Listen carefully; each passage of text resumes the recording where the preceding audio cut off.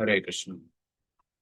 పరమ పూజ్య రాధానాథ స్వామి మహారాజు గారి 75వ జన్మదిన సందర్భంగా మనం ఆయన జీవిత చరిత్ర ఆ, అమ్మఒడిలోకి పయనం అనే పుస్తకంలో రాశారు. దాని నుండి చదువుతున్నాం.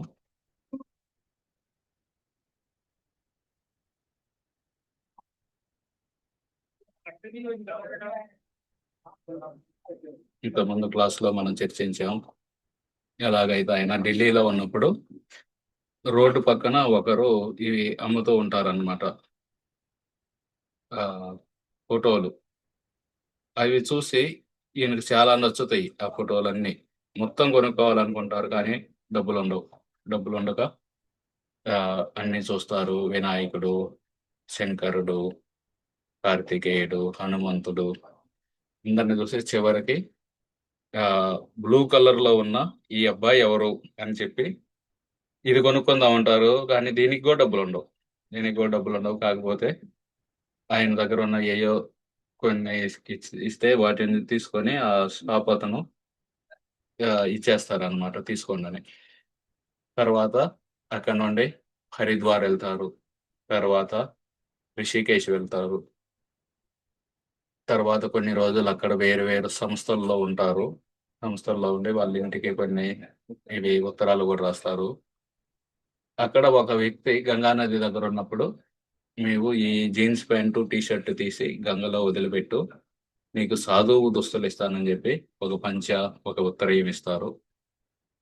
ఆ విధంగా కొన్ని రోజుల పాటు ఒక గుహలో ఉండి, ఆ ఆ గుహలో నెల రోజుల పాటు ఉండి, తర్వాత రోజు గంగా నదిలోకి వెళ్ళటం. అక్కడ ఒక రాయి ఉంటే నది మధ్యలో, ఆ రాయి దగ్గరికి వెళ్ళడానికి చిన్న చిన్న రాళ్ళు ఉంటాయి. ఒక దారిలా ఉండిద్ది అనమాట. ఆ రాళ్ళ మీదుగా నడుచుకుంటూ వెళ్ళి ఆ మధ్యలో రాయి మీద కూర్చొని రోజంతా ధ్యానం చేస్తారన్నమాట. తిరిగి గుహకి వెళ్తున్నప్పుడు అక్కడ ఒక ఆయన క్యారెట్లు అమ్ముకుంటుంటారు. ఆయన ఒక క్యారెట్ ఇస్తారు. అది తినటం, కొంచెం నీళ్లు తాగటం. నెల రోజుల పాటు అదే ఆహారం. ఆ విధంగా గంగా నది ఆయనకి ఎన్నో సాక్షాత్కారాలని ఇస్తుంది. తర్వాత ఒకరోజు ఆ అంతకుముందు హార్మోనికా వాయించేవారు కదా, మళ్ళీ దాని మీద మళ్ళీ అది వాయించాలని కుతి కలుగుతుందన్నమాట. వెళ్ళి గుహకి వెళ్తారు. ధ్యానం మధ్యలో వదిలేసి గుహలోకి వెళ్ళి మళ్ళీ హార్మోనికా తీసుకొని మళ్ళీ నదిలోకి వచ్చి, ఇంతకుముందు నాకు కష్టాలు ఉన్నప్పుడు ఈ హార్మోనికాని వాయించేవాడిని, ఇదే నాకు ఇప్పుడు పరధ్యానంగా మారుతుంది, డిస్ట్రాక్షన్ అవుతుంది అని చెప్పి హార్మోనికాని గంగా నదిలో వదిలిపెడతారనమాట. ఆయనకి హృదయానికి దగ్గరగా ఉన్న దాన్ని వదిలేస్తారు. తర్వాత గంగా నది అతనికి ఓం అనే మంత్రాన్ని చెబుతుంది. తర్వాత హరే కృష్ణ హరే కృష్ణ కృష్ణ కృష్ణ హరే హరే, హరే రామ హరే రామ రామ రామ హరే హరే, ఈ మంత్రాన్ని కూడా గంగా నది ఆయనకి చెవిలో చెబుతుంది. తర్వాత కొన్ని రోజులు మహేష్ యోగి వాళ్ళ ఆశ్రమంలో ఉంటారు. కొన్నాళ్ళు తత్వల్ల బాబా ఆశ్రమంలో ఉంటారు. వాళ్ళందరూ కూడా అడుగుతారు, మీరు కూడా మా దగ్గరే ఇక్కడే ఉండిపోయినాను. కానీ ఆయన, నేను పూర్తిగా నమ్మకం కలిగినాకే ఈయన నా గురువు అని, అప్పుడే నేను గురువుని స్వీకరిస్తాను, అప్పటి వరకు స్వీకరించనని చెప్పి తీసుకోరనమాట. తర్వాత ఆయన రిషికేశ్లో లక్ష్మణ్ జోలా దగ్గరికి వెళ్ళి ఆ లక్ష్మణ్ జోలా దాటుతారనమాట. దాటితే ఆడ కుష్టు వాళ్ళ కాలనీ ఉంటుంది. కుష్టు వాళ్ళందరూ ఆడుంటారనమాట. ఎందుకంటే కుటుంబ సభ్యులు, కుష్టు అనేది అంటువ్యాధి. అంటువ్యాధి కాబట్టి కుటుంబంలో ఉన్న వాళ్ళందరూ వాళ్ళని వెలివేస్తారు. నువ్వు మాతో ఉండద్దు, నువ్వు ఉన్నావంటే నీ రోగం మాకు కూడా వచ్చింది. ఎక్కడైనా ఇదే మనకి తెలుసుకోవాల్సింది అనమాట. మనం కుటుంబం అవి ఇవి అనుకుంటూ ఉంటాం. ఎన్నాళ్ళు మన ప్రయోజనాలు కాపాడబడతాయో అన్నాళ్ళే అది. ఆ ప్రయోజనాలు గనక కాపాడడం లేదనుకోండి, ఆ నీ వల్ల మాకు నష్టం జరిగిద్ది అనుకుంటే కుటుంబ సభ్యునైనా సరే బయటకు గెంటేస్తారు. సో ఇలా కుష్టు రోగులందరూ ఆడుంటారనమాట. వాళ్ళందరికి సరైన సదుపాయాలు ఉండవు. అక్కడే నేల మీద పడుకొని ఉంటారు. ఎవరో ఒకరు ఎవరన్నా ఎప్పుడొచ్చి ఏదన్నా అన్నం పెడితే అది తింటాం. భూమిలోనే ఒక గుంటల్లా దవ్వుకొని వాటిల్లో పడుకుంటారనమాట. చలికి వాళ్ళ మీద మట్టి కప్పుకొని చలి లేకుండా ఉండటానికి. బట్టలన్నీ మాసిపోయి ఉంటాయి.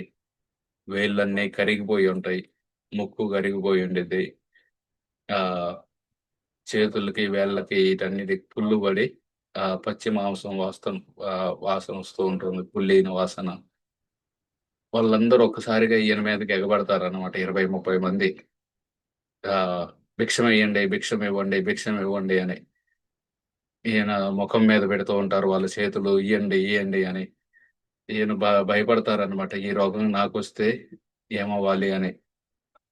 ఈయన దగ్గర ఇవ్వటానికి ఏమీ లేవు.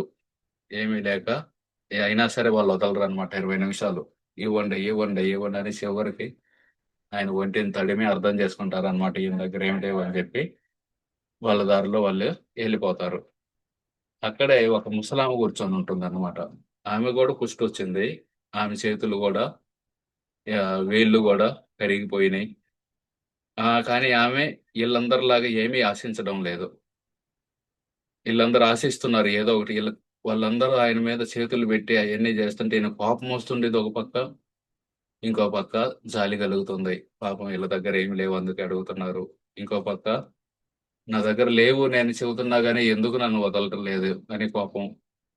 చివరికి ఆ ముసలామెను చూస్తారన్నమాట. ఆమె ఇలా రా నా దగ్గరకి అని చెప్పి పిలుస్తుందన్నమాట. పిలిచి ఈయనకి ఆశీర్వాదం ఇవ్వాలనుకునిద్దనమాట. ఈయన పరిగెత్తుకుంటూ ఎళ్తారు ఆమె కళ్ళు చూసి. ఆమె చెయ్యెత్తి నువ్వు దేవుడు నిన్ను గాడ్ బ్లెస్ యూ. దేవుడు నిన్ను దీవించు గాక అని ఆశీర్వదిస్తుందనమాట.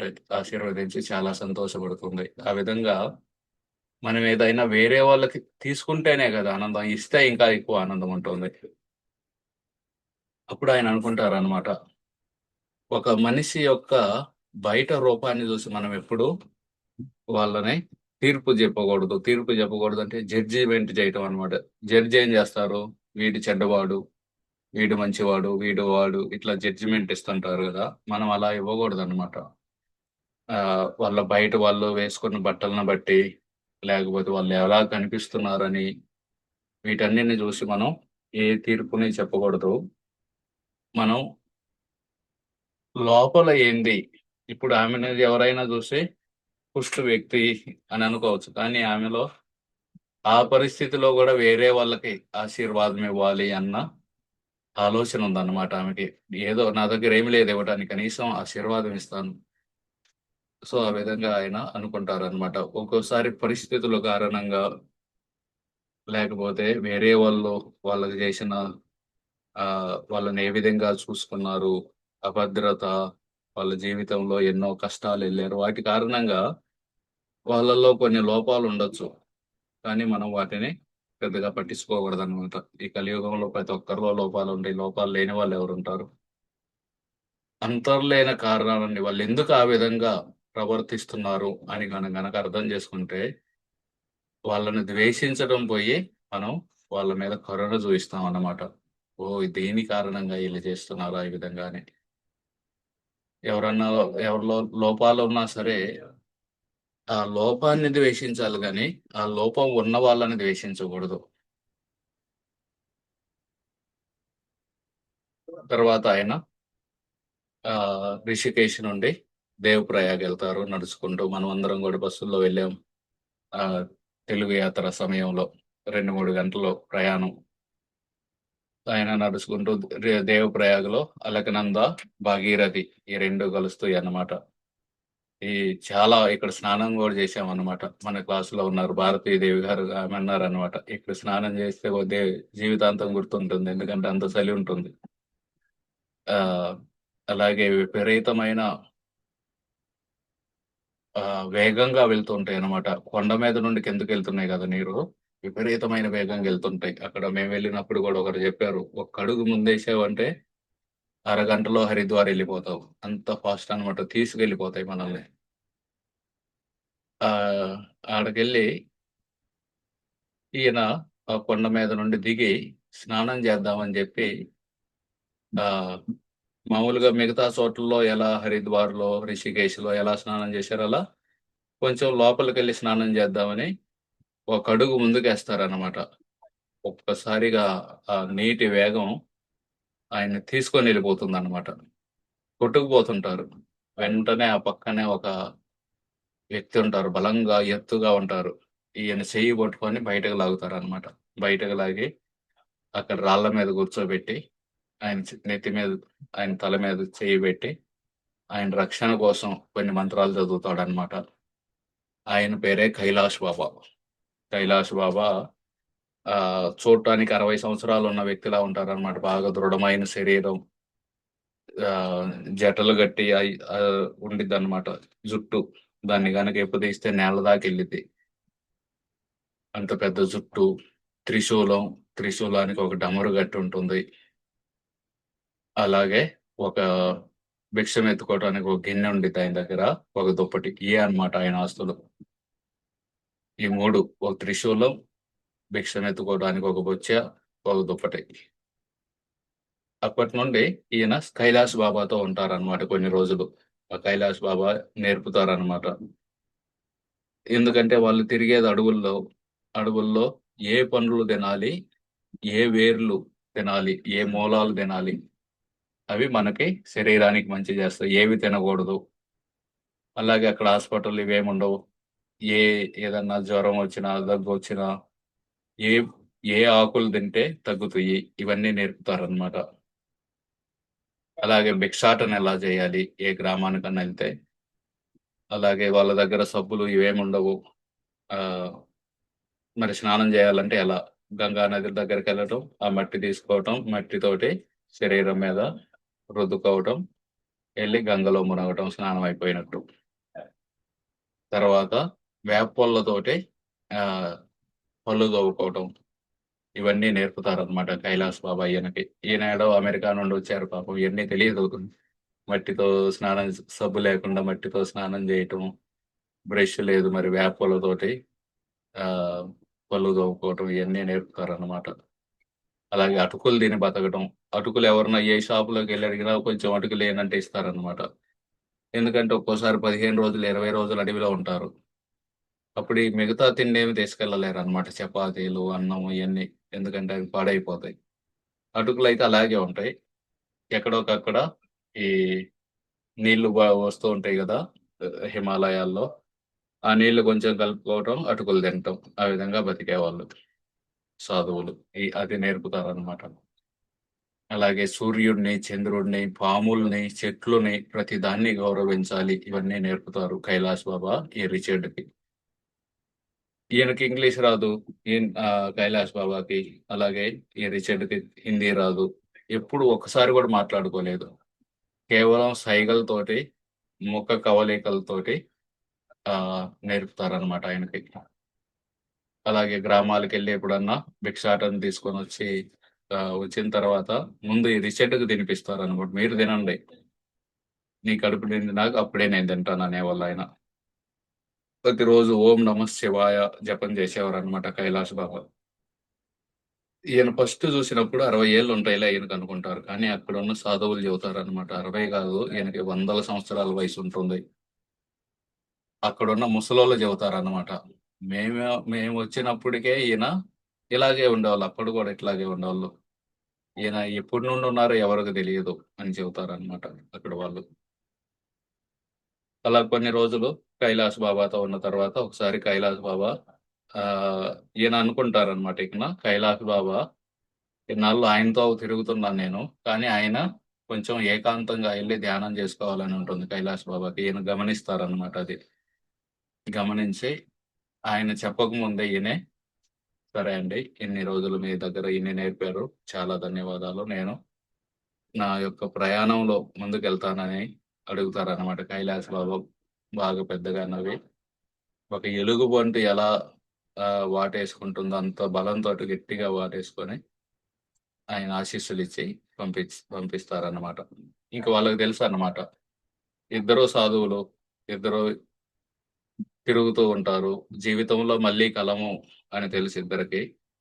ఇంకా ఆ విధంగా వీడ్కోలు తీసుకొని ఎళ్ళిపోతారు.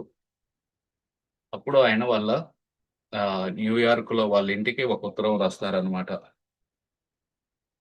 బంగారు భవనం కోసం ఆత్మ నమ్ముకోవడం కంటే పేదరికంలో జీవించడం మేలు. ఆత్మ నమ్ముకోవడం అంటే ఆత్మకు సంబంధించిన పనులు చేయాలన్నమాట. బా ఆధ్యాత్మికతని పాటించాలి. ఏదో బంగారం ఉందో డబ్బు కోసం అని చెప్పి దాన్ని పాటించకుండా వదిలేసేదానికంటే పేదరికంలో బతకడం మేలు. ఈ కైలాస్ బాబా చూడండి ఏమున్నాయి ఆయన దగ్గర? ఒక బొచ్చు ఉంది, ఒక దుప్పటి ఉంది, ఒక త్రిశూలం ఉంది. కానీ ఎంతో ధనికుడు. ఎందుకంటే ఆత్మజ్ఞానం ఉంది. కీర్తి కోసం ఆత్మ నమ్ముకోవడం కంటే తెలియని వ్యక్తిగా జీవించడం మేలు. ఒక్కోసారి అందరిలో నేనెవరో తెలియాలి అని చెప్పి పాకులాడుతూ ఉంటాం అన్నమాట. దానికంటే దానికోసం మన ఆధ్యాత్మికతను వదిలేసే దానికంటే ఎవరో తెలియని అనామకుడుగా బతకటం మేలు. ఇవన్నీ నేను గొప్ప ఋషుల నుండి నేర్చుకుంటున్నాను. సమయం పడుతుంది. నేను భగవంతుడికి చాలా దూరంగా ఉన్నాను. వీళ్ళందరి దగ్గర నేర్చుకొని ఒక్కొక్క అడుగు ఆయన వైపేస్తున్నాను అని చెప్పి వాళ్ళ కుటుంబానికి ఉత్తరం రాస్తారన్నమాట. అలా దేవప్రయాగ్‌లో నుండి కొంచెం ముందుకు వెళ్తూ ఉంటే ఒక ఊర్లో వెళ్తారన్నమాట. అప్పుడు ఒక అడవి నుండి ఒక యోగి బయటకొస్తారు. వచ్చి ఆ ఊర్లో ఉన్న డాక్టర్లందరిని పిలుస్తారన్నమాట. పిలిచి మీరందరూ రండి. మీకు మన ఈ శాస్త్ర సంపద, శాస్త్రాల నుండి మనకెంతో వారసత్వం వచ్చింది ఈ జ్ఞానం. వీటికంటే గూడా మీకు సైన్స్ మీద నమ్మకం ఎక్కువుంది మీ అందరికి. మీ అందరికి నేను ఈరోజు నిరూపిస్తాను. మన వారసత్వం, మన శాస్త్రాలు ఏ విధంగా గొప్పయి అని చెప్పి, నేను అరగంట పాటు ప్రాణాన్ని నిలుపుతాను. మళ్ళీ తర్వాత బతుకుతాను. మీరందరూ కావాలంటే టెస్ట్ జేసుకోండి అని జెప్పి, ఆయన పద్మాసనంలో కూర్చుంటాడు. 20 సార్లు గట్టిగా శ్వాస తీసుకోవటం, వదలటం, శ్వాస తీసుకోవటం, వదలటం అలా 20 సార్లు జేసి, 21 గట్టిగా శ్వాస తీసుకుంటారు. ఇంక అలా కదలకుండా ఉండిపోతారన్నమాట. ఈ డాక్టర్లందరూ స్టెతస్కోపులు తీసుకొనెళ్లి టెస్ట్ జేస్తారన్నమాట. ఆయనలో ఆహ్, హార్ట్ బీట్ ఉండదన్నమాట. మన గుండె కొట్టుకుంటుంది గదా! గుండె ఆగిపోయి ఉంటుంది. అలాగే నాడి ఉండదు. నాడి కొట్టుకుంటే నాడి గూడా కొట్టుకుంటూ ఉంటుంది. అది ఉండదు. ఇక్కడ దూది పెట్టి చూస్తారన్నమాట ముక్కు దగ్గర. కొంచెం గూడా శ్వాస అనేది ఉండదు. వాళ్ళు వెంటనే డాక్టర్లందరూ చెబుతారన్నమాట. ఈయన క్లినికల్లీ డెడ్. చచ్చిపోయాడీయన అని చెబుతారు. అని అందరూ ఎదురు చూస్తుంటారన్నమాట. ఖచ్చితంగా 30 నిమిషాలవుతుంది. ఆయన ఒక్కసారిగా గాలి వదులుతాడు. లేచి నుంచుంటాడు. మళ్ళీ అడవిలోకెళ్ళిపోతాడు. ఒక్క మాట గూడా మాట్లాడకుండా. అందరూ ఆశ్చర్యపోతారనమాట. ఎలా జేశాడితను? గుండె కొట్టుకోవటం ఆపాడు, పల్స్‌ని ఆపాడు, అలాగే శ్వాసని ఆపాడు, గాలి పీల్చుకోవడం ఆపేశాడు. 30 నిమిషాల పాటని. తర్వాత డెహ్రాడూనెళ్తారు. డెహ్రాడూనెళ్ళి ఆనందమయి మాతని కలుస్తారనమాట. ఆమె ఆశీర్వాదం తీసుకొని ఉత్తర కాశీ వెళ్తారు. ఉత్తర కాశీలో అడవుల్లో ఉంటూ ఒక చిరుతపులి, ఒక జింకని వేటాడటం జూస్తారు. ఒక నల్ల తాజుపాము వెళ్ళడం చూస్తారు. ఇయన్నీ వాటితోటి జీవిస్తూ ఉంటారనమాట అడవుల్లో. కాకపోతే ఆహ్, ఢిల్లీలో కొన్నారు గదా! ఫోటో. కృష్ణుడి యొక్క ఫోటో. ఆయనకి కృష్ణుడని తెలీదు. ఆ ఫోటో మీద ధ్యానం చేస్తూ ఉంటారు మధ్య మధ్యలో. ఆడొక తేనెటీగని చూస్తారనమాట. తేనెటీగ ఒక పుష్పం దగ్గరికెళ్ళి కొంచెం తేనె తీసుకుంటుంది. మళ్ళీ ఇంకో పుష్పం దగ్గరికెళ్ళి ఇంకొంచెం తేనె తీసుకుంటుంది. మళ్ళీ ఇంకో దానికెళ్ళి ఇంకోటి. ఆ విధంగా సేకరిస్తూ ఉంటుంది గదా! అలా నేను గూడా ఇలాగే వేరు వేరు గురువుల దగ్గరికెళ్ళి, వాళ్ళ దగ్గర నుండి నేర్చుకుంటున్నాను అని చెప్పి అనుకుంటారనమాట. అక్కడున్నప్పుడే చూస్తారనమాట. గ్రామస్తులందరూ ఒక మూర్తి దగ్గరికెళ్ళి, ఆ మూర్తిని పూజిస్తూ ఉంటారనమాట. ఆ మూర్తిని పూజిస్తూ ఉంటే ఆహ్, ఈయననుకుంటారనమాట. ఇదేంది విగ్రహారాధన. ఈయన యూదు మతం నుండొచ్చాడు గదా! యూదు మతం, క్రైస్తవ మతం, అలాగే ఇస్లాం ఈటన్నిటిల్లో విగ్రహారాధన అనేది ఒక ఆహ్, అపరాధంలా చూస్తారనమాట. భగవంతుడిని పూజించకుండా మీరు ఈ రాయినెందుకు పూజిస్తున్నారు అని. కాకపోతే వైదిక విజ్ఞానం ప్రకారం మనం రాయిని పూజించడం లేదు. భగవంతుడిని ఆగమనం ఆ రాతి మూర్తిలోకి పిలుస్తున్నారనమాట. ఆచార్యులు పిలిచి వాళ్ళు అక్కడ ప్రాణ ప్రతిష్ఠ చేస్తారు. ప్రాణ ప్రతిష్ఠ చేసినాక ఆ మూర్తికి, భగవంతుడికి ఎటువంటి తేడా ఉండదు. ఈ జ్ఞానం లేదనమాట ఆ మతాల్లో. కాబట్టి వాళ్ళు ఇది తప్పు అనుకుంటారు. ఈయన గూడా ఆ మతాల నుండి వచ్చారు గాబట్టి, ఏందిది అని ఈయన ఎళ్ళరనమాట దానికి ఫస్ట్‌లో. తర్వాత బాలశివయోగి అని ఒకాయనొస్తారు. ఆ బాలశివయోగితో పాటు కొన్ని రోజులుంటారనమాట. ఇద్దరు కలిసి గ్రామాల్లోకి భిక్షాటనకెళ్ళటం. ఆ భిక్షాటనకెళ్ళినప్పుడు బాలశివయోగి వాళ్ళు చపాతీ, కూర, అన్నం అయ్యి ఇచ్చారనుకోండి, లేదు లేదు స్వీట్ ఇవ్వండి అంటారనమాట. ఈయన ఇప్పుడు అలాంటి సాధువులు చూడలేదనమాట. స్వీట్‌లివ్వండని అడిగే సాధువుని. ఇకన సరే అని జెప్పి కాకపోతే ధ్యానం జేసేటప్పుడు చాలా స్ట్రిక్ట్‌గా ఉంటాడు ఆ బాలశివయోగి. కూర్చున్నాడంటే కఠినంగా జేస్తాడనమాట. సరే కొన్ని రోజులు ఆయన దాకా ఉండి, నేను వెళ్తానండి నా దారిలో అని చెబితే బాలశివయోగి ఉండి, లేదు లేదు ఈరోజు సాయంత్రం నా ప్రవచనం ఉంది, నా క్లాసుంది, మీరు రావాలంటారు. సరే అని వెళ్లి కూర్చుంటారనమాట. బాలశివయోగి స్టేజ్ మీద కూర్చుంటారు.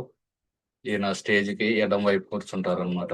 కూర్చుంటే ఆ బాలశివయోగి కళ్ళు మూసుకొని చేతినిలా చాపి ఆ చెయ్యి తెరుస్తాడనమాట. చెయ్యి తెరవగానే ఒక నల్ల రాతితో చేసిన శివలింగం ఉండిద్దనమాట. అందరూ ఆశ్చర్యపోతారు. ఎలా వచ్చింది అని. మ్యాజిక్ గూడా కాదది. ఈయన దగ్గరుండి చూస్తారనమాట. మ్యాజిక్ కాదది. నిజంగా సృష్టించాడు. తర్వాత ఆ చేతిలోనే మళ్ళీ కొంత బూడిదని సృష్టించి, ఆ బూడిదతోటి ఆ శివలింగానికి అభిషేకం చేస్తారనమాట. వెంటనే అక్కడ కూర్చున్నోళ్ళందరూ నిలబడతారు. నిలబడి, వామ్మో! అసలెవరు ఈయన మనతో పాటున్నారని జెప్పి ఆయన దేవుడిలా పూజించడానికి ముందుకొస్తారనమాట. ఈయన వెంటనే చెబుతారు. లేదు లేదు ఇది దేవుడు నేను దేవుడిని గాదు. ఇది ప్రాప్తి సిద్ధి. ప్రాప్తి సిద్ధి అంటే ఎక్కడో దూరంలో ఉన్న వస్తువును గూడా ఇక్కడికి తీసుకురావచ్చనమాట. సో, ఇది అష్టాంగ యోగం చేయటం వల్ల కలిగే ఒక బై ప్రొడక్ట్ అనమాట. మెయిను అష్టాంగ యోగం చేస్తే రావాల్సింది పరమాత్మ కనబడతారనమాట వాళ్ళకి హృదయంలో. అది పరమాత్మ సాక్షాత్కారం అష్టాంగ యోగం జేయటానికి. కానీ, ఆ దారిలో కొన్ని ఇది సిద్ధులొస్తాయన్నమాట. పెద్దగావటం, చిన్నగావటం, హనుమంతుడు ఎలా చిన్నగవుతారు. ఆహ్, ఆ విధంగా సురస నోట్లోకి వెళ్లి బయటకొస్తారు. ఇయన్నీ సిద్ధులన్నమాట.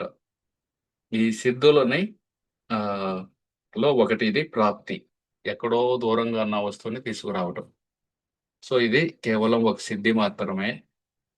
ఆహ్, నేను దేవుడిని గాదు. నేనొక బూడిదను సృష్టించానని జెప్పి మీరందరూ నన్ను దేవుడినని పూజిస్తున్నారు. బూడిద సృష్టించడం ఏం గొప్పుంది. దేవుడు మొత్తం ఈ విశ్వాన్నే సృష్టించారు. ఇలా ఎన్నో విశ్వాలున్నాయి. వాటన్నిటిని సృష్టించారు అని చెబుతారనమాట. తర్వాత కొన్ని రోజులకి అలాగా తిరుగుతూ ఉంటే ఆహ్, ఈ నాగబాబాలొస్తారనమాట.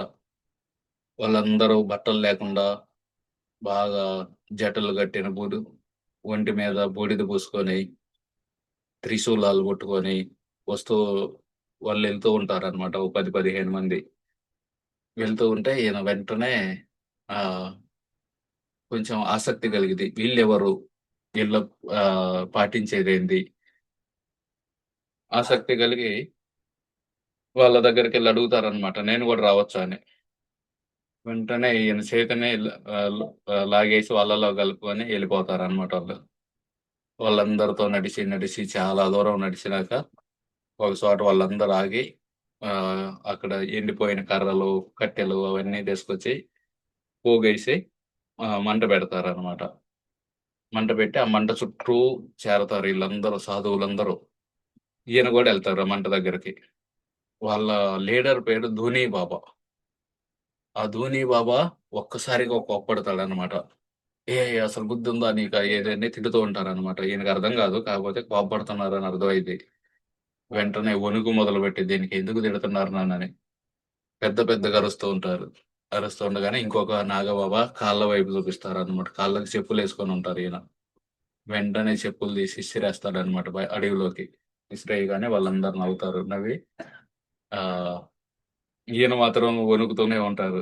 ఆహ్, వెంటనే ఉండి మేమేం కోప్పడలేదు నీ మీద, నీకు నేర్పుతున్నాము.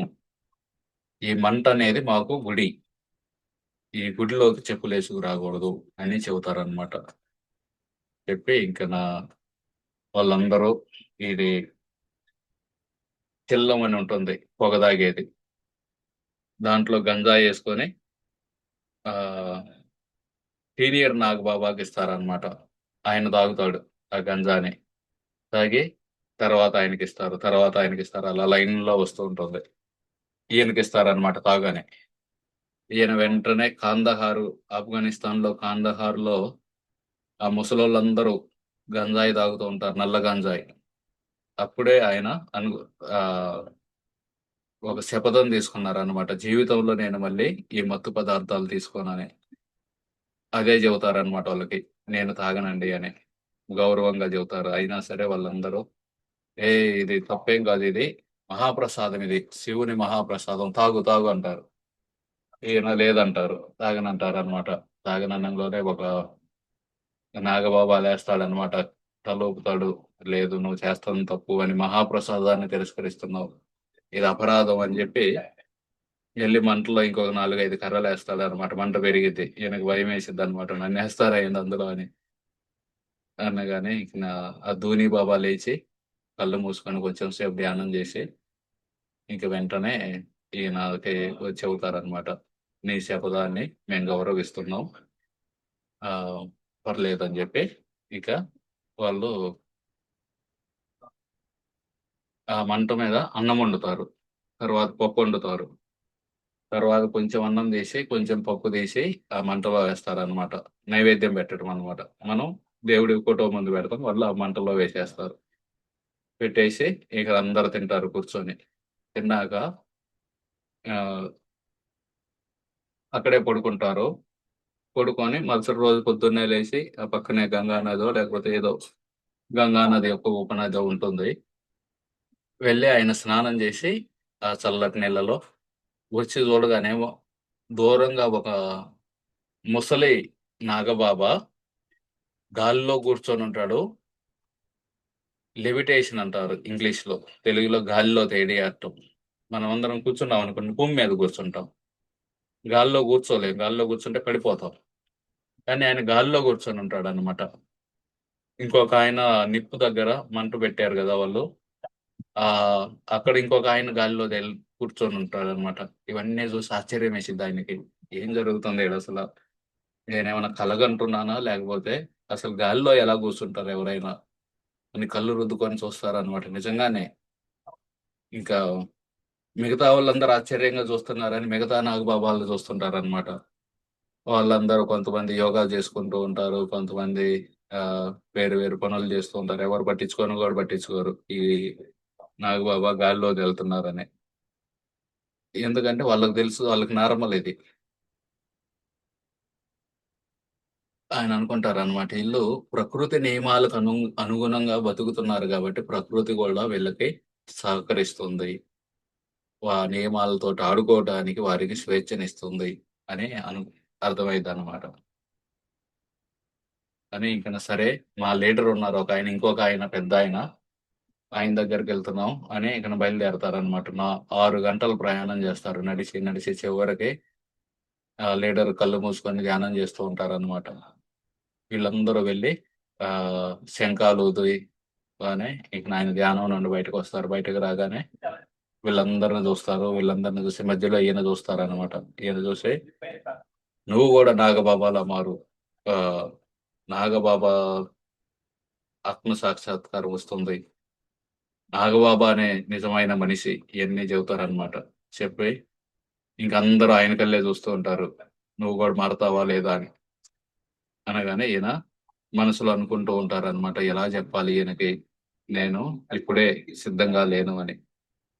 అనుకుంటగానే ఆయనకర్థమైద్ది అవతల వ్యక్తికి. ఈయన మనసులో ఏమనుకుంటున్నాడో. వెంటనే సరే నీ మార్గంలో నువ్వెళ్ళని ఆశీర్వాదం ఇస్తారు. తర్వాత బద్రీనాథ్ ఎళ్ళాలి. మనం గూడా దేవప్రయాగ్ నుండి ఆడ రాసుంటుంది. ఇన్ని కిలోమీటర్లు అని. బద్రీనాథ్‌కి అదే రోడ్డు. అలా నడిచి వెళ్తూ ఉంటారు. కానీ మధ్యలో కొండ చర్యలు విరిగిపడతాయి అన్నమాట రోడ్డు మీద. విరిగిపడి నా వెళ్ళలేరు. బద్రీనాథ్‌కి వెళ్ళకుండా తిరిగొస్తారు.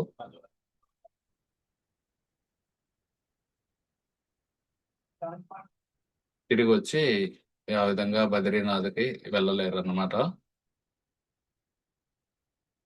మళ్ళీ రిషికేశ్ వస్తారు. రిషికేశ్ వచ్చి స్వర్గాశ్రమంలో సాధువులందరూ భోజనం చేయటం చూస్తారన్నమాట. ఈయన కూడా తింటారు వాళ్ళతోటి. ఆ సాధువులందరూ ఆహ్, ఒక్కోసారి బాగా ఎక్కువ తింటారన్నమాట. ఎందుకంటే వాళ్ళకి ఒక్కోసారి ప్రసాదం ఉంటుంది. ఒక్కోసారి ఉండదు. ఉన్నప్పుడు బాగా తింటారు. ఆ!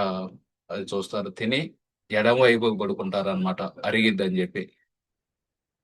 ఇంకా అక్కడ స్వర్గాశ్రమంలోనే బయట కూర్చొనుంటే కొంతమంది ధనికులొస్తారు. వాళ్ళొచ్చి "అరేయ్! ఈయనెవరు పారినాయన పంచె కట్టుకొని, ఉత్తరీయం యేసుకొని ఉన్నారని" ఈయనతో మాటలు పెడతారన్నమాట. మాటలు పెట్టి అడుగుతూ ఉంటారు. ఏ ఊరు నుండొచ్చి ఏ దేశం నుండొచ్చారు? మీకెలా నచ్చింది? ఇయన్నీ. అంతలోకి ఒక యోగి వస్తాడాడికి. ఆ యోగి వచ్చి ధనికులను అడుగుతాడన్నమాట. కొంచెం డబ్బులియ్యండండి అని. అనగానే "ఏ పో పో" అని పంపించేస్తారు. ఆయనకు కోపమొచ్చిద్దన్నమాట. కోపమొచ్చి ఒక చైర్ లాగి ఆడ పైన బల్బుండిద్ది ఎలక్ట్రిక్ బల్బు. దాన్ని తీస్తాడు. తీసి చేతులతోటి దాన్ని పౌడర్‌లా చేస్తాడన్నమాట. మనం గనక చేస్తే మన చేతులన్నీ తెగిపోతాయి. ఆయనకేం గాదు. చేతులతోటి దాన్ని పౌడర్ చేసి ఒక గ్లాస్ తెచ్చి అందులో గంగా నీళ్లు పోసి ఈ పౌడర్‌ని అందులో ఏసి తాగుతారు. ఈళ్ళందరూ ఆశ్చర్యపోయి ఆయనకి డబ్బులిస్తారన్నమాట. డబ్బులిచ్చి ఇంకోటేదన్నా చెయ్యి అంటారు. ఇంకోటేదన్నా చెయ్యి అంటే సరే అని ఒక కన్‌స్ట్రక్షన్ సైట్ ఉంటే పక్కనే ఇల్లు కట్టుకుంటుంటే ఎవరో అక్కడి నుండి ఒక ఇనప ఊస తెస్తాడు. ఊస తెచ్చి కంటి మీద ఒక ఇది పెట్టుకుంటాడు గుడ్డ. గుడ్డ పెట్టి కనువు ఇదుంది గదా! ఇది ఐబాల్ అంటే కనువు బొమ్ముంది గదా! దాని మీద ఆ ఇనప చువ్వ యొక్క చివర పెట్టి రెండో చివరన గోడ కానిస్తాడనమాట. గోడ కానిచ్చి ఇక నడుస్తూ ఉంటాడనమాట గోడ వైపు. ఆయన కంటితోటి ఆ ఇనప సువ్వను వంచుతాడనమాట. వంచి అది తీస్తాడు చివరికి ఆ గుడ్డ తీయగానే ఈ కన్నంతా ఎర్రగా అయిద్ది. కానీ ఏం గాదు కంటికి. అంత శక్తి ఉందనమాట. కన్నుతోటి ఇనప సువ్వను ఉంచడం. అదంతా చూసి వాళ్ళందరూ ఆశ్చర్యపోయి, "మీకెలా వచ్చండి ఇవన్నీ?" అంటే, "మా గురువుగారు నేర్పారు. కాకపోతే నేను వీటిని నాకు సొంతగా పేరు రావటం కోసం, లేకపోతే డబ్బు కోసం దుర్వినియోగం చేస్తుంటే మా గురువుగారికి నచ్చక నన్ను వెళ్ళిపో అని పంపించేశారు ఆశ్రమం నుండి. ఇప్పుడు పెళ్లి చేసుకోవాలనుకుంటున్నాను. పెళ్లి చేసుకోవాలంటే డబ్బు గావాలి. డబ్బు సంపాదించడానికి నాకు వేరే మార్గం తెలీదు. అందుకని ఇవే చూపించి అందరి దగ్గర డబ్బు తీసుకుంటున్నానని వాళ్ళ దగ్గర గూడా కొంత డబ్బు తీసుకొని ఎళ్ళిపోతాడనమాట. తర్వాత ఆయనకి వారణాసికెళ్ళాలని కోరిక కలిగిద్ది. వారణాసికెళ్ళాలంటే ముందు ఢిల్లీ వెళ్ళాలి. ఢిల్లీ వస్తారు. ఢిల్లీలో ఆయనకి లండన్‌లో కలిసిన ఒక అబ్బాయి కలుస్తారనమాట. సీన్ ఆయన పేరు. ఆ సీన్ కలిసి మాంక్ మాంక్ అని పిలుస్తారనమాట. ఆ! ఓయ్! నువ్వా అని చెప్పి ఇద్దరు మాట్లాడుకుంటూ ఉంటారు. మాట్లాడుకున్నాక ఆయన యొక్క భాష, ఆయన యొక్క ఆసక్తులు అవన్నీ అసభ్యంగా అనిపిస్తాయన్నమాట. ఏంది ఈ విధంగా మాట్లాడుతున్నాడు? అలాగే ఈయనకిష్టం గూడా అనిపించదు. ఇష్టం గూడా అనిపించగా సంవత్సరం క్రితం కలిసారు లండన్‌లో. ఇప్పుడు మళ్ళీ కలుస్తున్నారు. మళ్ళీ కలుస్తూ ఈయననుకుంటారనమాట. ఏంది ఇంత మారిపోయాడు ఈయన ఈ సంవత్సరంలో. ఇంతకుముందు నేను ఆయనతోటి ఫ్రెండ్‌షిప్ బాగా ఆనందంగా అనిపిచ్చేది. షీన్‌తో కూర్చొని బాగా మాట్లాడుకునేవాడిని. ఒక సంవత్సరంలో ఎలా మారాడు ఈ విధంగా అని అనుకోని అప్పుడనుకుంటారనమాట. మారింది ఆయన గాదు. నేను ఈ హిమాలయాల్లోకెళ్ళి ఆ సాధువుల యొక్క సాంగత్యంలో నా ఆలోచనలు మారినియి. నా కోరికలు మారినియి. నాకు జీవితంలో ఏది ఇంపార్టెంట్ అనేది మారింది. అందుకే మీరు గూడా ఎవరైనా భక్తి చేస్తూ ఉన్నారనుకోండి చాలా సంవత్సరాల పాటు, మీ చిన్ననాటి స్నేహితులు గాని, లేకపోతే వేరే వాళ్ళతోటి ఆహ్, వాళ్ళు మీతోటి ఏం మాట్లాడాలో అర్థం గాదు. మీకు ఏం మాట్లాడాలో అర్థం గాదనమాట. ఆ విధంగా అవుతుంది. ఆ! ఎందుకంటే వాళ్ళ ఇంట్రెస్ట్ వేరుంటుంది. మీ ఇంట్రెస్ట్ వేరుంటుంది. సరే అని జెప్పి ఈయన ఆహ్, కానీ నేను ఇతన్ని జడ్జ్ జేయగూడదు. అంటే చూడు ఎంత అసభ్యంగా మాట్లాడుతున్నాడో అని అనుకోగూడదు. అని గౌరవించాలి. ఆయన ఎవరన్నా గాని వాళ్ళని మనం ఎదుటి వాళ్ళని గౌరవించాలి. వాళ్ళు ఏ పనులు చేస్తున్నా సరే, ఏం చేస్తున్నా సరే, నేను ఆయన గౌరవించాలి అని జెప్పి మనసులో అనుకుంటారనమాట. అనుకోని కాకపోతే ఆయనతోటి స్నేహం అయితే జేయను. స్నేహం అంటే ఇంకా ఆయనతోటి మళ్ళీ ఎళ్లి వాళ్ళ హోటల్‌లో ఉండి, ఈ జీవితంలోకి ఇటువంటి జీవితంలోకి మళ్ళీ వెళ్ళను అని పిలుస్తాడనమాట. నాతో రా హోటల్‌కి అంటే, లేదు ఇక్కడ హనుమంతుడు గుడి ఉంది. ఆ గుడి బయట చాలా మంది సాధువులు ఉంటారు. వాళ్ళతో పాటు ఉంటానని జెప్పి వెళ్తారన్నమాట. ఆ విధంగా మన జీవితంలో గూడా మనం భక్తి జేయటం వల్ల భక్తి జేసిన ప్రతి వారిలో సద్గుణాలొస్తాయన్నమాట. మంచి గుణాలొస్తాయి. ఈ చెడు అలవాట్లన్నీ పోతాయి. అప్పుడు వేరే ఎవరినన్నా కలిసామనుకోండి, ఈ చెడు గుణాలున్న వాళ్ళని, అప్పుడు మనం ఆహ్, చూడు నేనెంత గొప్పో, వాళ్ళలో చూడు ఇంకా ఇయన్నీ జేస్తున్నారు పాడు పనులని అనుకోకూడదు. మనం గొప్పవాళ్ళం గాదు. మనం అదృష్టవంతులమే. మనకి గురువుగారి యొక్క దయ వల్ల మనకి ఈ భక్తి మార్గంలోకొచ్చాం. ఆ విధంగా మనలో ఈ చెడు అలవాట్లవన్నీ చిన్న చిన్నగా తొలగిపోతున్నాయి. కాబట్టి మనం గర్వపడకూడదనమాట వేరే వాళ్ళని జూసి. వీలైతే వాళ్ళకి గూడా సహాయం జేయాలి భక్తి మార్గంలో రావడం కోసం. అంతేగాని ఎప్పుడు గర్వంతోటి వాళ్ళని తక్కువగా చూడకూడదు. తర్వాత వారణాసి వెళ్తూ ఉంటారు. ఈ ఎప్పుడు మూడో తరగతి రైల్లో మూడో తరగతిలో ప్రయాణం గదా! టికెట్టేముండదు. ఎక్కడెక్కాలంటే ఆడెక్కొచ్చు. ఏడ దిగాలంటే ఆడ దిగొచ్చు. ఆగ్రా రాగానే ఆగ్రా గురించి వినున్నారు గాబట్టి దిగుతారనమాట. దిగి తాజ్‌మహల్ చూడటానికి వెళ్తారు. తాజ్‌మహల్ అక్కడ దాని గురించి చదువుతారు. ఎలా కట్టారు? రాజు వాళ్ళ చేతులన్నీ నరికేశారు. ఆహ్, తర్వాత అంత చేసినా సరే వాళ్ళ అబ్బాయే ఆయన్ని జైల్లో పెట్టాడు. ఇవన్నీ చూసి ఆయనకి ఆహ్, విషాదంగా అనిపిస్తుందన్నమాట. తర్వాత వారణాసి ఎళ్తారు. వారణాసి అక్కడ కాశీ విశ్వనాథుని యొక్క దర్శనం చేసుకుంటారు. దర్శనం చేసుకొని ఒకసారి ఆ వారణాసి వీధుల్లో వెళ్తుంటే పెద్దగా ఏడుపు ఇనబడిద్ది. ఏడుస్తూ ఉంటారు జనాలు. ఏందా? ఏందా? అని ఎళ్లి చూస్తే నలుగురు పాడె మోసుకొని ఎళ్తుంటారనమాట. కాశీలో చావుని ఒక పండగలా చేసుకుంటారనమాట. ఎందుకంటే కాశీలో చనిపోతే విశ్వనాథ స్వామి వచ్చి ఆ చనిపోయే వ్యక్తి యొక్క చెవులో శ్రీరామ, శ్రీరామ, శ్రీరామ అని చెబుతారు. ఆ విధంగా అంతా కాలేచ మామేవ స్మరన్ముక్తో కలేవరం. ఎవరైతే చనిపోయేటప్పుడు నన్ను గుర్తు చేసుకుంటారో వాళ్ళు నా దగ్గరకొస్తారు. కాబట్టి వాళ్ళందరికీ ముక్తి వస్తుంది గాబట్టి అందరూ కాశీ వెళ్లి చచ్చిపోవాలనుకుంటారు. సో, ఆ విధంగా ఆహ్, చనిపోయగానే ఈళ్ళందరూ పాడెతోటి తీసుకెళ్తూ ఉంటారు. తీసుకెళ్తూ మణికర్ణిక ఘాట్ దగ్గరికి తీసుకెళ్తారు. అక్కడెప్పుడూ శవాలు తగలబడుతూనే ఉంటాయి. ఇక్కడ మీరు చూస్తే కనీసం ఈ ఫోటోలో 6 శవాలు తగలబడుతున్నాయి ఒక్కసారిగా. సో, అవన్నీ ఈయన వెళ్లి చూస్తారనమాట. వాళ్ళు పెద్దవాళ్ళు చనిపోయిన వ్యక్తి యొక్క ఆహ్, అబ్బాయి ఉంటాడు గదా! ఆయనొచ్చి కొంచెం గంగా నది జలాన్ని తాకి కొంచెం చుట్టూతా చల్లి తర్వాత నిప్పు పెడతారు. నిప్పు పెట్టగానే ఆయన అక్కడే చూస్తూ ఉంటారనమాట ఏం జరుగుతుందని. మన జీవితంలో బాగా ప్రేమించిన ఈ జుట్టంతా తగలబడిపోయిద్ది ఒక్క నిమిషంలో. తర్వాత చర్మం తగలబడిపోయిద్ది. తర్వాత ఒంట్లో ఉన్నయన్నీ తగలబడిపోతాయి. మొత్తం బూడిదయిపోయిద్ది కాసేపట్లోనే అనుకుంటారనమాట. అసలు ఈ శరీరమేనా మనం?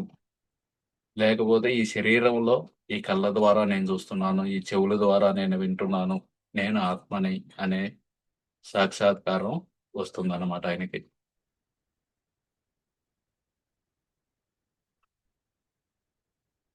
తర్వాత అక్కడి నుండి ఆళ్ళందరూ విశ్వనాథుని చూసారుగా, పశుపతినాథుని గూడా చూడాలి నేపాల్‌లో అని చెబుతారనమాట. సరే అని నేపాల్ ప్రయాణమయ్యి పశుపతినాథుని చూస్తారనమాట. పశుపతినాథ్ గురించి మనం ఫస్ట్‌లో చదువుకున్నాం. ఈ పుస్తకం మొదట్లో ఆయన్ని లోపలికి పంపించకపోతే ఒంటి మీద బూడిద పూసుకొని వెళ్తారనమాట. అప్పుడు గుర్తుపట్టక వాళ్ళు సెక్యూరిటీ ఆయన తీసుకెళ్తారు. ఆయనకి ఇయన్నీ ఆహ్, దండలు, సిల్క్ బట్టలు ఇవన్నీ ఇస్తారు. అవన్నీ చదివాం ఫస్ట్‌లో. అక్కడ నుండి బుద్ధగయ వెళ్తారనమాట. బుద్ధగయాలో ఒక జపాన్ నుండి వచ్చిన ఒక గురువు ఉంటారు. ఆయన జెన్ బుద్ధిజం అనే దాన్ని నేర్పుతుంటారనమాట. ఆయనకు ఒక 15 మంది స్టూడెంట్స్ ఉంటారు. అమెరికా వాళ్ళు సగం, ఇండియా వాళ్ళు సగం. వీళ్ళందరూ కూర్చొని ఉండగానే ఒక గదిలో లైన్‌లో కూర్చొని ఉంటారు. ఆయన వస్తాడనమాట.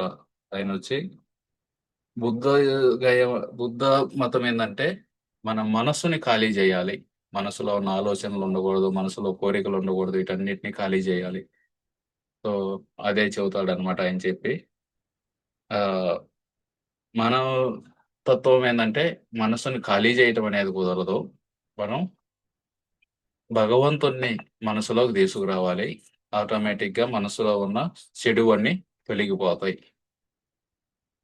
ఈ గ్లాస్ ఉందనుకోండి, గ్లాసులో ఖాళీ జేయాలి. అందులో గాలి ఉండకుండా జేయాలంటే కుదరదది. అదే నీళ్లు పోసామనుకోండి గాలి ఆటోమేటిక్‌గా లేకుండా పోయిద్ది. సో, ఆ విధంగా వీళ్ళేందంటే మనసుని ఖాళీ జేయాలి. శూన్యవాదం అన్నమాట. అవన్నీ నేర్పి ఈ గోడ ఉంది గదా! ఆ గోడ దగ్గర మీరు ధ్యానం జేయాలి అని చెబుతారనమాట. ఇక అందరూ 2 గంటల పాటు 2 గంటల తర్వాత నేను బెల్ కొడతాను. అప్పుడు లేవాలి మీరు. సరే ఒక అరగంట అట్లా ఉన్నాక ఈయనకి ఎడం భుజం నొప్పి పుడుతూ ఉంటే కొంచెం కదిలిస్తారు. ఆయన ఆ గురువు దగ్గర ఒక ఎదురు కర్ర ఉండిద్ది. ఆ ఎదురు కర్ర తీసుకొని గట్టిగా ఒకటేస్తాడనమాట. ఠక్ అని. ఇక నా వెంటనే ఇంక అర్థమైద్ది. కదిలామంటే కొడతాడని. ఇకన అలాగే కూర్చొనుంటారు. దోమలు కుడుతూ ఉంటాయి. ఒళ్ళు నొప్పి పుడుతూ ఉంటుంది. అయినా సరే అలాగే కూర్చొని చివరికి 2 గంటల తర్వాత ఆయన బెల్ కొట్టంగానే హమ్మయ్య! అనుకుంటారు.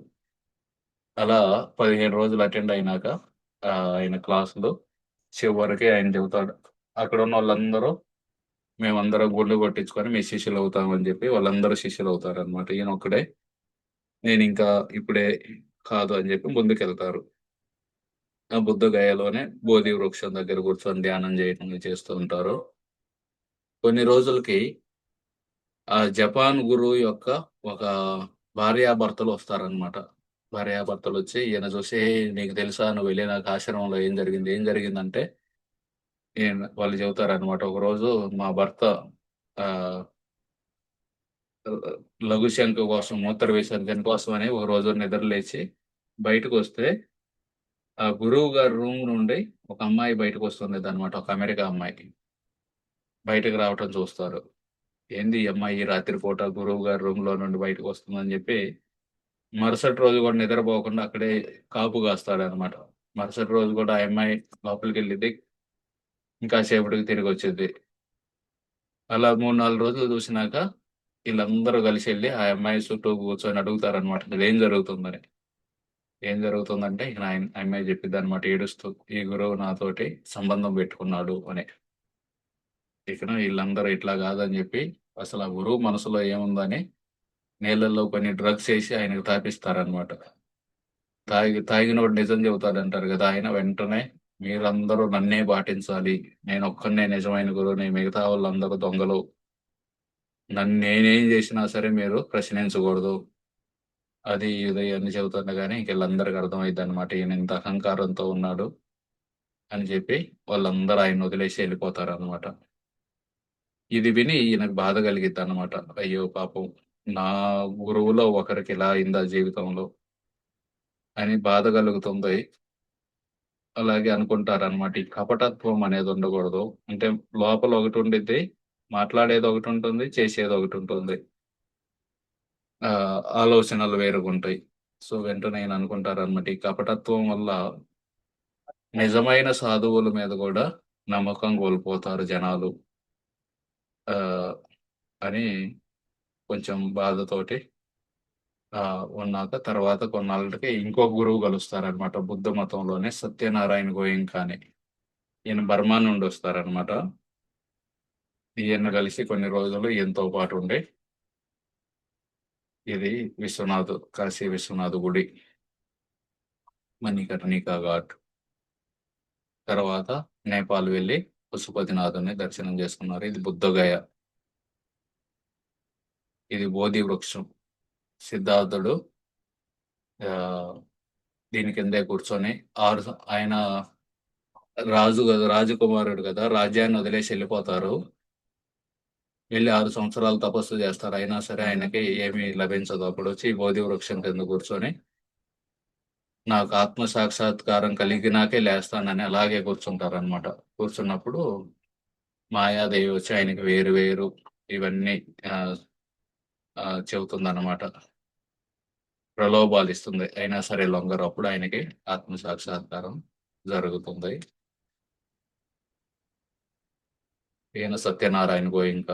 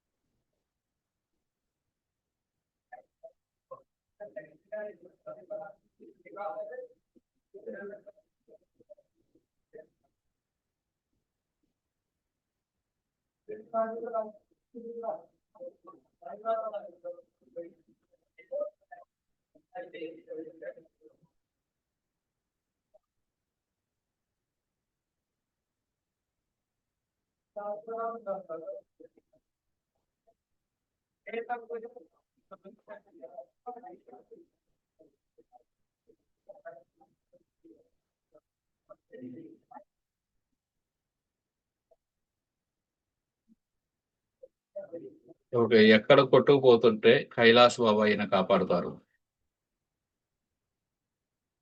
దేవప్రయాగ్. దేవప్రయాగలో. దేవప్రయాగలో ఏ నదులు కలుస్తాయి? అలకనంద, భగీరథ.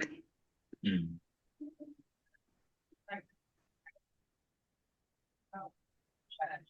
కైలాస్ బాబా యొక్క ఆస్తులు ఏమేంటి?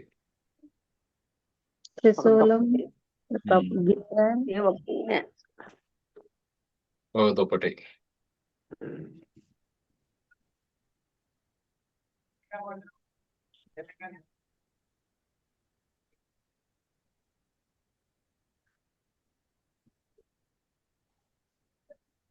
ఒక యోగి వచ్చి డాక్టర్లందరినీ తిడతారనమాట. మీకు మన శాస్త్రం మీద కంటే దీని మీద నమ్మకం ఎక్కువ. నేను నా ప్రాణాన్ని ఆపుతాను చూడండి అని చెప్పి ఎంతసేపు ఆపుతాడు? 30 నిమిషాలు. అరగంట సేపు ఆపుతాడనమాట. నాగబాబాల యొక్క గురువు పేరేంది? ధూని. ధోని బాబా. ధోని బాబా ఎందుకు కోప్పడతాడు? చెప్పులు వేసుకుని చెప్పులు వేసుకొని నిప్పు దగ్గరకు వచ్చే వాళ్ళకి నిప్పు అనేది గుడ్ లాంటిది అనమాట.